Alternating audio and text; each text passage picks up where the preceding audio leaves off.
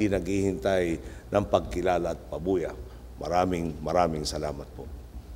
Nagpapasalamat din po ako kay Father Bobby Yap na sa mga panahong nangangailangan ng silong at tahanan ang mga kababayan nating nasalanta ng Bagyong Sendong ay hindi nagdalawang isip na maghatid sa kanila ng bagong umaga at bagong pag-asa.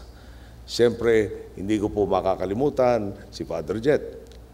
Naantanda ko po'y sumang-ayon, nahihintay niya ang magiging anak ko bago mag-retire.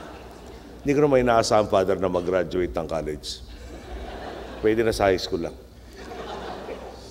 Maraming salamat sa pagbabahagi mo ng iyong lakas at kaalaman para makaiwas ang marami sa ating mga kababayan sa peligrong hatid na sakuna. Gayun din, salamat sa pagbibigay mo sa akin ng spiritual advice, lalo na sa mga panahong sinusukat ang katatagan ng aking pasensya. Minsan nga pong sinabi sa akin ni Father Jet, and I quote, hopefully correctly, talagang mahirap yung napasukan mo, siguro diretso ka na sa langit. Ang tanong ko po noong una, bakit kaya niya nasabi yun? Ang sagot naman po niya, dahil ito na ang purgatorio mo. Father Jet, ngayong Pangulo po kayo ng Ateneo, magkasama na tayo di hamak sa purgatorio. Binibilang ko po ang panahon, nasa 2 years and 11 months na lang po ako sa pwesto. Kayo po, 18 years yata ang tinatagal. Matagal-tagal pa yata. Kaya pasensya na, Father Jet, pero wag po kayong magalala. Pwede nyo naman akong tawagan pagbaba ko sa pwesto, maski na nasa pwesto.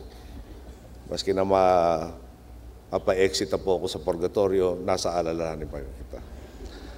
Gusto ko rin po sanang pasalamatan ng dati kong profesor sa economics, ang napakahusay pong si Father Michael McPhailen.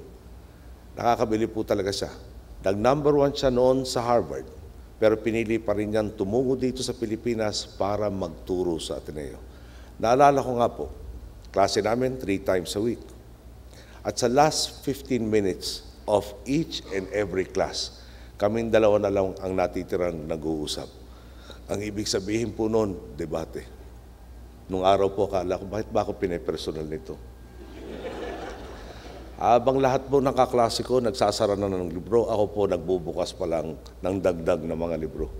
Pero ano po talaga, parang memoryado niya lahat ng statistics, talaga naman pong hinubog tayo ng gusto. At nung ako po'y hindi na niya estudyante, nasabi sa akin, gusto raw niya akong matulad sa aking ama, kaya pinilit niyang hubugin ako at sanayin at daanin sa maraming pagsubok. Ulit, doon natin napansin na kung saan tayo naghihirap, yun talaga ang nakakatulong ng gusto sa atin. Muli, maraming salamat, Father McPhailen. Ngayon, kaharap ko po kayong mga kapwa-Cotinista. Hinihimo ko kayong makiisa sa positibong transformasyon ng bansa. Huwag ninyo